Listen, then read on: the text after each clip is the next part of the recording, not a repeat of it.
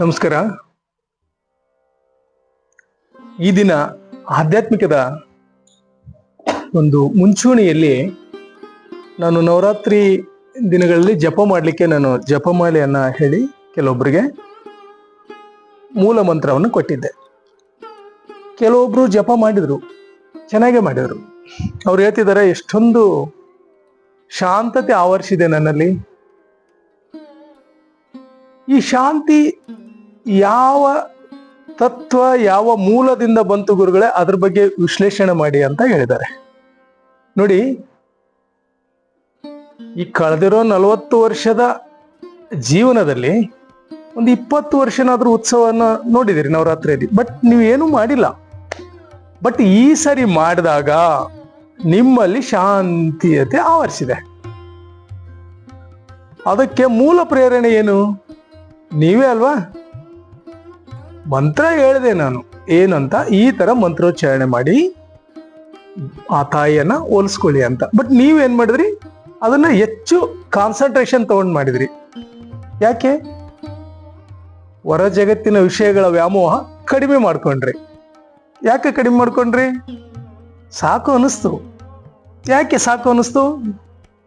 ನಿಮ್ಮ ಜಾತಕದಲ್ಲಿ ಬಂದ ಗುರು ಅಲ್ಲಿಗೆ ಬರದೇ, ಅಲ್ಲಿಗೆ ಸೂತ್ರ. ನಿಮ್ಮ ಜಾತಕದಲ್ಲಿ ಒಳ್ಳೆ ಗ್ರಹಗಳ ಸ್ಟಾರ್ಟ್ ಆಯ್ತು, ಯೋಗ ದಸೆ ಭುಕ್ತಿ ಅಂದ್ರೆ ಸ್ಟಾರ್ಟ್ ಮಾಡ್ತೀರಿ ನೀವು ಆಧ್ಯಾತ್ಮವನ್ನ. ಎಲ್ಲಿ ದೇವಸ್ಥಾನಕ್ಕೆ ಹೋದ್ರು ಆರಾಮಿ ಕೂತ್ಬಿಡ್ತೀರಿ, ಕೈಲಾಕ್ ಮಾಡ್ಕೊಂಡು ಆರಾಮ್ ಸುಖಾಸನದಲ್ಲಿ ಧ್ಯಾನ ಮಾಡ್ಕೊತ ಕೂತ್ಕೊಂಡ್ಬಿಡ್ತೀರಿ. ಎಲ್ಲಿ ನಿಮ್ಮೊಳಗಡೆ ಗ್ರಹಗತಿಗಳ ವಿಚಾರನೂ ಸರಿ ಇಲ್ಲ, ಸುತ್ತಮುತ್ತ ದೋಸ್ತಿಗಳು, ಪರಿಸರ, ಸುತ್ತಮುತ್ತೆಲ್ಲ ಮತ್ಸರ ಕಾಣೋ ಜನಗಳಿದ್ರೆ ನಿಮಗೆ ಆಧ್ಯಾತ್ಮ ಘಟಿಸಲ್ಲ. ಅದು ಘಟಿಸ್ಬೇಕು ತಾನಾಗಿ. ನೀವು ಸ್ವಲ್ಪ ದೇವಿ ಮಂತ್ರ ಪಾರಾಯಣ ಮಾಡಿದ ತಕ್ಷಣನೇ ಆನಂದ ನಿಮ್ಮೊಳಗಡೆ ಆಗ್ಬೇಕು. ಯಾವ ತರ? ಯಾವಾಗ್ಲೂ ಸಮಾಧಾನ. ಎಷ್ಟೋ ತೊಂದರೆಗಳು ಬಂದ್ರು ಇರ್ಲಿ ಬಿಡಿ, ಆ ದೇವ್ರು ನೋಡ್ಕೋತಾರೆ ಅಷ್ಟೆ. ಇಷ್ಟು ಮಾಡ್ಕೊಂಡು ನಿಮ್ಮ ಕೆಲಸದಲ್ಲಿ ಇದಿರಲ್ಲ, ನೀವೇ ಭಾಗ್ಯವಂತರು. ಇದು ಆವರಿಸುವಿಕೆ, ಸಮಾಧಾನ, ಜ್ಞಾನ ಭಂಡಾರ ಆವರಿಸುವಿಕೆ ನಿಮ್ಮಲ್ಲೇ ಇರೋದೇ ಓಪನ್ ಆಯ್ತು ನೋಡಿ. ಅಂದ್ರೆ ನಾವು ನಮ್ಮೊಳಗಡೆ ಇರೋದನ್ನೇ ಸರಿಯಾಗಿ ನೋಡ್ಕೊಂಡಾಗ ಆನಂದ ಆವರಿಸ್ತದೆ. ಈಗ ಒಂದು ವಸ್ತು ಮೇಲೆ ನಾನು ವ್ಯಾಮೋಹ ಇಟ್ಕೊಂಡೆ ಅನ್ಕೊಳ್ಳಿ, ಇದು ಒಂದು ವಸ್ತು ಬೇಕಾಗಿದೆ, ಇದು ಡೈಮಂಡ್ ಅಂತ ಅನ್ಕೊಳ್ಳಿ. ಈ ಡೈಮಂಡ್ ನನಗೆ ಸಿಕ್ಕರೆ ಆನಂದ ಅಂತಿರಲ್ಲ, ನಿಮ್ಮ ಸಂತೋಷ ಆನಂದ ಈ ಡೈಮಂಡ್ ತಗೊಂತು, ಇದರಲ್ಲಿ ಹೋದ್ರಿ ನೀವು. ಇದು ಸಿಕ್ಕರೆ ಆನಂದ, ಇದು ಸಿಗದೆ ಇದ್ರೆ ಆನಂದ ಇಲ್ಲ. ಇದು ಸಿಕ್ಕರೆ ಆನಂದ, ಇದು ಸಿಗದೆ ಇದ್ರೆ ಆನಂದ ಇಲ್ಲ ಅಂದ್ರೆ ನೀವೆಲ್ಲೋದ್ರಿ? ಇದ್ರ ಒಳಗಡೆ ಲೀನ ಆದ್ರಿ. ಇದು ನಿಮ್ಮ ಆನಂದವನ್ನ ಕಿತ್ಕೋತು. ಎಲ್ಲರಾಗಿದ್ದು ಇಷ್ಟೇ, ನನಗೆ ಕಾರ್ ಸಿಕ್ಕ ಮೇಲೆ, ಕಾರ್ ತಗೊಂಡ ಮೇಲೆ ಆನಂದ, ಅಲ್ಲಿವರೆಗೂ ಹೋಯ್ತು. ಮುಂದೆ ಈ ಕ್ಷಣ ಆನಂದವಾಗಿರಕ್ಕೆ ಏನ್ ಕಳ್ಕೊಳ್ಳೋದಿದೆ? ಒಂದು ಅರ್ಧ ಗಂಟೆ ಅಥವಾ ನಿಮ್ಗೆ ಎಷ್ಟು ವಯಸ್ಸಿದೆಯೋ ಅಷ್ಟು ನಿಮಿಷ ಧ್ಯಾನ ಕೂತ್ರ ಆಗೋಯ್ತಲ್ವಾ? ಇದನ್ನ ಹೇಳ್ಕೊಡಕ್ಕೆ ಗೌತಮ್ ಬುದ್ಧರು ತಮ್ಮ ರಾಜ್ಯಭಾರವನ್ನ, ಎಲ್ಲಾ ಹೆಂಡತಿ ಮಕ್ಕಳನ್ನ ಬಿಟ್ಟು ಎಲ್ಲವನ್ನ ಮಾಡಿರುವಂತ ಗೌತಮ್ ಬುದ್ಧ ಮಹಾದೇವ್ರಿಗೆ ಎಷ್ಟು ದೀರ್ಘದಂಡ ನಮಸ್ಕಾರ ಹೇಳಿದ್ರು ಸಾಲದು. ಯಾಕೆ ಹೋದ್ರು ಅವರು? ಈ ಧ್ಯಾನ ಕಲ್ಕೊಡ್ರಪ್ಪ, ಇದನ್ನ ನೀವು ಜೀವನದಲ್ಲಿ ರೂಢಿಸ್ಕೊಡ್ರಿ, ಸಂಸಾರದಲ್ಲಿ ಇದ್ಕೊಂಡು ಅಂತ ಹೇಳಕ್ ಹೋದ್ರು ಅಮ್ಮ ಪ್ರಭುಗಳು. ಎಂತ ರಾಜ ಗೌತಮ್ ಬುದ್ಧನಂತ ರಾಜರು ಯಾರಿದ್ರು? ಅಂತ ದೇವರು ಇವತ್ತು ಆಧ್ಯಾತ್ಮಿಕದ ಯೋಗಿಗಳು ನಮಗ್ ತಿಳಿಸ್ಕೊಟ್ಟದ್ದು ಸರಳ ಧ್ಯಾನ. ಕಣ್ಮುಚ್ಕೊಳ್ಳೋದು, ಕೈಲಾಕ್ ಮಾಡ್ಕೊಳ್ಳೋದು, ಆರಾಮ್ ಶ್ವಾಸ ಮೇಲೆ ಗಮನಿಸ್ತಾ ಇರೋದಷ್ಟೇ. ಇದನ್ನ ನೋಡ್ತಾ ಹೋದಾಗ ತನ್ನಿಂದ ತಾನೇ ಒಂದು ಲೇಯರ್ ಆವರಿಸ್ತದೆ.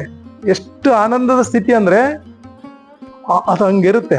ಹೊರ ಜಗತ್ತಿನ ಎಷ್ಟೇ ಕಷ್ಟ, ಕಠಿಣತೆ, ಪರಿಸ್ಥಿತಿಗಳು ಬಂದ್ರು ಅದು ಬ್ಯಾಲೆನ್ಸ್ ಮಾಡುತ್ತೆ. ಇಲ್ಲ, ಅಲ್ಲಿ ಕ್ರೋಧ ತಗೊಂಡ್ಬಿಡ್ತದೆ.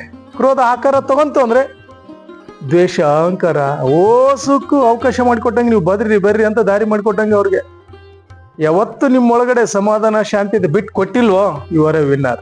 ನೀವೇ ಜ್ಞಾನಿಗಳು. ಎರಡೇ ಇರೋದು ಆಪ್ಷನ್. ಒಂದು ಜ್ಞಾನದಿಂದ ಜೀವನ ಮಾಡೋದು, ಇನ್ನೊಂದು ಅಜ್ಞಾನದಿಂದ ಜೀವನ ಮಾಡೋದು.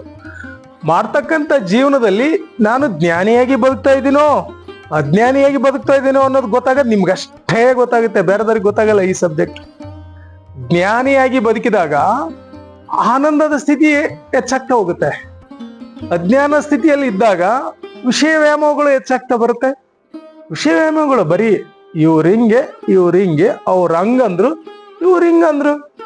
ವಿಷಯ ವ್ಯಾಮೋಹಗಳು ಇದ್ರೆ ಮಾತ್ರ ಅಲ್ಲಿ ಖುಷಿ ಆಹ್ವಾನ, ಇಲ್ಲ ಅಂದ್ರೆ ನೆಮ್ಮದಿ ಇಲ್ಲ. ಬೇಕಾ ಇದು? ಸಾಧಕರಿಗೆ ಇದು ಬೇಕಾ?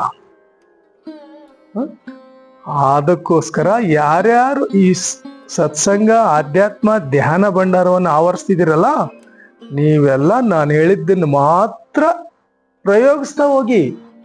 ಮನಸ್ಸು ಎಷ್ಟು ಅಂದ್ರೆ ಅಷ್ಟೊಂದಿದೆ ಅದ್ರಲ್ಲಿ. ನಾವು ಬರೀ 10% ಅಷ್ಟೇ ಯುಟಿಲೈಸ್ ಮಾಡಿದೀವಿ ನಮ್ಮ ಬುದ್ಧಿಶಕ್ತಿ ಎಲ್ಲವನ್ನ.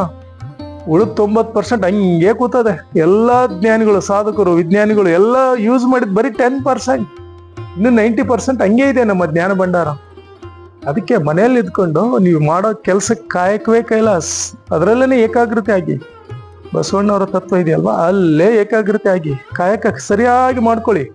ನೆಕ್ಸ್ಟ್ ಧ್ಯಾನವನ್ನು ಮಾಡ್ಕೊಳ್ಳಿ. ನೆಕ್ಸ್ಟ್ ದೇಹವನ್ನ ದಂಡಿಸಿ, ದೇಹವನ್ನ ಮದಗೊಳಿಸಿ.